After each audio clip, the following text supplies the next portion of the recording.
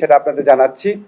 একটা হচ্ছে শুধু শিশু ধর্ষণ মামলার আলাদাভাবে বিচার করার জন্য, শিশু ধর্ষণের মামলার বিচার করার জন্য বিশেষ ট্রাইব্যুনাল স্থাপনের বিধান রাখা হয়েছে। এটা সবাই নীতিগতভাবে সম্মত হয়েছে। আরেকটা হচ্ছে আমাদের অনেক এই নারী ও শিশু নির্যাতন দমন আদালত দেখা যেত মামলার জট লেগে যেত, কারণ এখানে দুই ধরনের মামলা আসতো।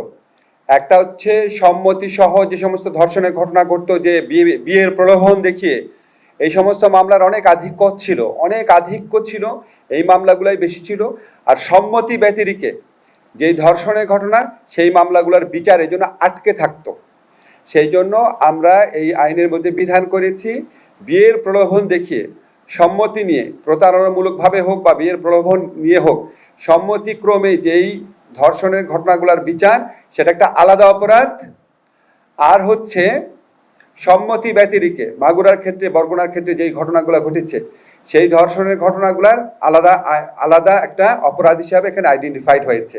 এবং দ্বিতীয় শ্রেণীর যে অপরাধ বললাম, সম্মতি ব্যতিরেকে যে ধর্ষণ, সেটার ক্ষেত্রে বিচার এবং তদন্তের সময় কমানো হয়েছে। আমরা এটার উপর সর্বোচ্চ গুরুত্ব দিচ্ছি। এছাড়া আমরা ধর্ষণের মামলার ক্ষেত্রে কিছু ডেফিনেশন এনেছি।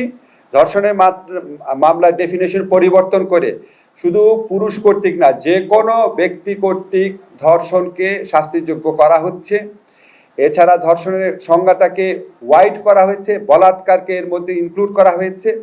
যে কোনো, আমি খুব বিশদ বর্ণনা যাচ্ছি না আপনাদেরকে, শুধু বলতে চাচ্ছি বিএনডব্লিউএল এর মামলাতে যে ডেফিনেশনটা ছিল, সেটা অনেকাংশ এখানে আনা হয়েছে।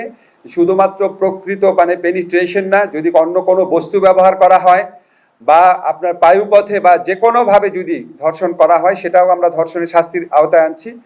এটা আপনারা মানে যে কোনো ফর্মে যদি ধর্ষণ